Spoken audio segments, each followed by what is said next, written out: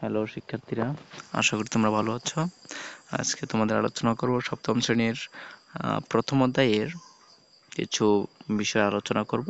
তো এগুলো ভিডিওটা পুরোপুরি দেখবে, না টেনে পুরোপুরি অবশ্যই দেখবে, তোমাদের এটা অনুরোধ রইল, এবং চ্যানেলটি সাবস্ক্রাইব করে আমাদের পাশেই থাকবে। তো দেখো, শুরু করা যাক। যে এখানে যেটি বলা হয়েছে যে বার্ষিক যোগাযোগ এবং অবার্ষিক যোগাযোগ কি। তো বার্ষিক যোগাযোগ বলতে মূলত বোঝায় যে বার্ষিক যোগাযোগ এবং অবার্ষিক যোগাযোগ কি, আজকে আমরা জানবো। যে আমরা যখন অন্যের সাথে কথা বলি, সেটা এক ধরনের যোগাযোগ। চিঠি বা পত্র লিখে আমরা যোগাযোগ করি। আবার ইশারা ইশারা আকার ইঙ্গিতের মাধ্যমে আমরা যোগাযোগ করি। বিভিন্ন ছবি ও সংকেতের মাধ্যমেও আমাদের যোগাযোগ বা বিনিময় হয়।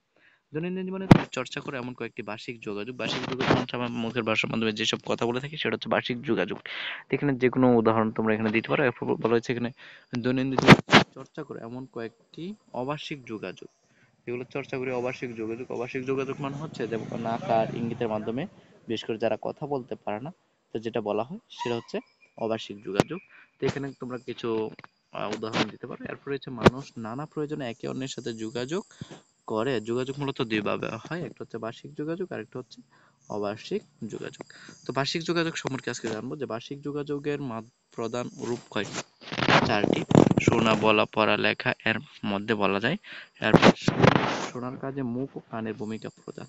শোনার কাজে মুখ ও কানের ভূমিকা প্রধান। চিত্রের তৈরি শব্দও আমরা কান দিয়ে শুনে থাকি। অন্যদিকে লেখা ও পড়ার কাজে হাত, চোখ প্রধান ভূমিকা রাখে। যন্ত্রে লেখা শব্দ আমরা চোখ দিয়ে পড়তে পারি। কথা কথা বলা, বই পড়া, ফোনে আলাপ করা ও বার্তা পাঠানো, রেডিও টেলিভিশন শোনা ও দেখা, কাগজে লেখা বা কম্পিউটার টাইপ করা ইত্যাদি বার্ষিক যোগাযোগের উদাহরণ। এছাড়াও শ্রবণ প্রতিবন্ধী মানুষের জন্য রয়েছে ইশারা ভাষা, দৃষ্টি প্রতিবন্ধী মানুষের জন্য রয়েছে ব্রেইল ভাষা। আর রয়েছে অবার্ষিক যোগাযোগ। যেমন অবার্ষিক যোগাযোগ হচ্ছে যোগাযোগের ক্ষেত্রে কথা বলা ও লেখার পাশাপাশি অবার্ষিক কৌশলও কাজে লাগানো হয়। তখন মুখভঙ্গি ও শারীরিক অঙ্গভঙ্গি, হাত ও চোখের ইশারা, হাতের স্পর্শ, ছবি ও সংকেত ইত্যাদির ব্যবহার হয়। তো আশা করি প্রিয় শিক্ষার্থীরা, তোমরা এখানে বার্ষিক যোগাযোগ এবং অবার্ষিক যোগাযোগের বিষয়টি তোমরা বুঝতে পেরেছো। এরকম নতুন নতুন ভিডিওগুলো পেতে অবশ্যই চ্যানেলটি সাবস্ক্রাইব করে আমাদের পাশেই থাকো। তোমাদের অসংখ্য ধন্যবাদ। পরবর্তী ভিডিওটি পাওয়ার জন্য তোমাদের শুভকামনা রইল।